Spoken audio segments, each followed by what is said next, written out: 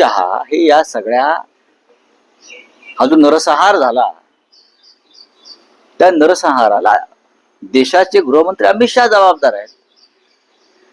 सरकारला पाठिंबा देणं संकटकाळी म्हणजे या नरसंहाराला जबाबदार असणाऱ्यांना पाठिंबा देणं असं होत नाही, हे माझं मत आहे. त्यांच्याशी मी चर्चा केली नाही, पण तुमच्या चर्चेनंतर शरद पवारांचं आता या पहलगाम हल्ल्यासंदर्भात जी सरकारची भूमिका आहे त्यावर मत बदलू शकतं का? मी असं कसं काय सांग. ज्येष्ठ नेते आहेत, आमच्या सगळ्यांचे मार्गदर्शक आहेत ते. आम्ही त्यांच्याकडे जाऊन चर्चा करतो, आम्ही त्यांचंही मत घेतो. पण मी जे म्हणतोय कदाचित त्यांना ते पटलंही असेल, पण त्यांची एक भूमिका आहे की संकट काळामध्ये आपण सरकार बरोबर राहायला पाहिजे. पण हे सरकार त्या लायकीचं नाही ना. हे काय इंदिरा गांधीचं सरकार आहे का? हे राजीव गांधीचं सरकार आहे का? हे मनमोहन सिंगचं सरकार आहे का? नाही ना. हे नरसिंहरावांचं सरकार आहे का? नाही.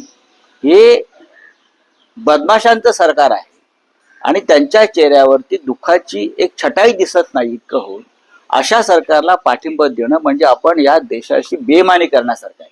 विशेषतः देशाचे गृहमंत्री अमित शहा यांनी खरं म्हणजे स्वतः राजीनामा द्यायला पाहिजे. चुनचुनके मारेगे काहीतरी म्हणत असतात, ते कसले चुनचुनकर मारताय?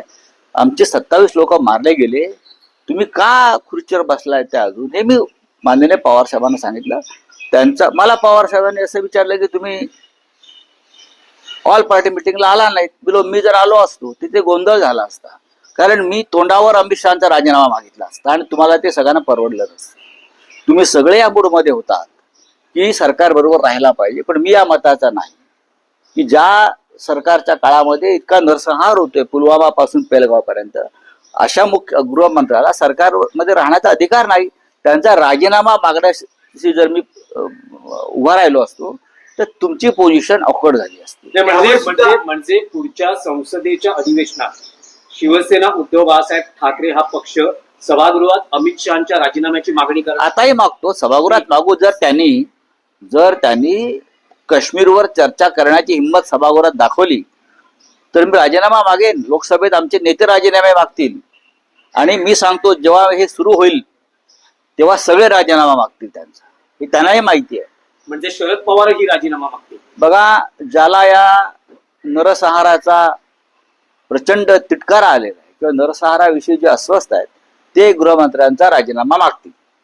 राऊसाहेब, राहुल गांधींनी काँग्रेस पक्षाकडून भूतकाळात ज्या चुका झाल्या त्याबद्दल माफी मागितलेली आहे. विशेषतः जे पंजाब मधलं ब्ल्यू स्टार ऑपरेशन आहे त्याबद्दल त्यांनी खेद व्यक्त करताना असं म्हटलंय की त्यावेळेस मी राजकारणात नव्हतो, पण आता या सगळ्या घटनांबद्दल मी माफी मागतो. नाही, राहुल गांधींची ती एक भूमिका कायम राहिली, चुकांची माफी मागणं, आणि त्याच्यामध्ये काय चुकीचं नाही. याच्यापासून नरेंद्र मोदी आणि अमित शहानी काय शिकायला पाहिजे?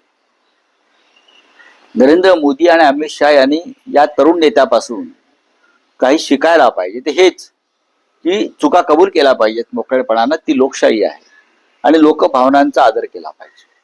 आज संपादकीयमध्ये तुम्ही म्हणताय की संजय शिरसाटांचं तुम्ही वक्तव्य घेतलं, शकुनी, अजित पवारांना शकुनी म्हणतात, ते मी नाही म्हणालो शकुनी. संजय शिरसाट असं बोलले. त्यानंतर तुम्ही आता असं बोलत की ते देवेंद्र फडणवीसांना दुर्योधन म्हणू शकतात. जर ते अजित पवारांना शकुनी म्हणतात त्यांची कामं होत नाही म्हणून, तर या सरकारचे मुख्यमंत्री कोण आहेत? मिस्टर फडणवीस आहेत. उद्या हेच लोक फडणवीसांना दुर्योधन म्हणाला कमी करणार नाहीत. आम्ही यांना ओळखतो, यांची मानसिकता ओळखतो, सगळं आम्हीच त्यांना ओळखतो. अजून फडणवीस आणि अजितदादांनी यांना ओळखलेलं नाहीये. एकनाथ शिंदे स्वतःला माजी मुख्यमंत्री म्हणून घ्यायला तयार नसतील तर त्यांनी स्वतःला सदैव भावी मुख्यमंत्री म्हणून घ्यायला हरकत नाही असंही तुम्ही सामनात म्हटलं. हो, कारण ते माजी मुख्यमंत्र्यांच्या गौरव सोहळ्याला गेले नाहीत. आम्ही गेलो नाही सोडून द्या, आमचे वैचारिक मतभेद आहेत, पण त्यांच्याच सरकारचा कार्यक्रम होता आणि ते गेले नाहीत.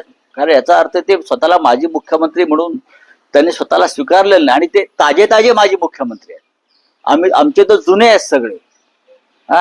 आमचे माजी जुने आहेत, हे तर ताजे माजी मुख्यमंत्री आहेत. तर ताज्या माजी मुख्यमंत्र्यांनी जायला हरकत नव्हती. ते गेले नाहीत. याचा अर्थ ते देवेंद्र फडणवीसांना मुख्यमंत्री मानायला तयार नाहीत आणि स्वतःला माजी मुख्यमंत्री मानायला तयार नाहीत. म्हणजे ते भावी मुख्यमंत्री आहेत आता देवेंद्र फडणवीस यांनी त्याच्यापासून सावध राहिलं पाहिजे. राऊत साहेब, एक विषय असा आहे, असा आहे की संजय शिरसाट यांनी असं म्हटलं की महाविकास आघाडीचं सरकार ज्या वेळेस होतं त्यावेळेसही अजित पवार हे अर्थमंत्री होते आणि निधी वाटपावरून जो अनुभव आम्हाला यायचा तोच आता आम्हाला महायुती सरकारमध्येही होतोय. म्हणजे जशी म्हणजे निधी वाटपात जो तुझा भाव होता किंवा निधी त्यांना न मिळणं होतं, एक ते लक्षात आता अनुभवाला एक मिळतंय. एक लक्षात घ्या, अजित पवार हे डेप्युटी सीएम आहेत, उपमुख्यमंत्री आहेत, अर्थमंत्री आहेत आणि मुख्यमंत्री देवेंद्र फडणवीस आहेत. देवेंद्र फडणवीस यांची या सूचना असल्याशिवाय अजित पवार हे करणार नाही. म्हणजे हा संघर्ष अजित पवार असा नसून शिंदे गट विरुद्ध फडणवीस असा आहे. मुख्यमंत्री हे सर्व आहे. मुख्यमंत्र्यांच्या आदेशाशिवाय सूचनेशिवाय अजित पवार ह्या लोकांचा असा बूच लावू शकत नाहीत, बांबू घालू शकत नाहीत. तो घातलेला आहे. म्हणजे देवेंद्र फडणवीस आणि त्यांचे वरचे नेते हे या पाठीशी आहेत सगळ्या. हळूहळू तुम्हाला कळेल. देवेंद्र फडणवीस हे काय फार सरळ राजकारणी नाही आहेत ना आमच्यासारखे.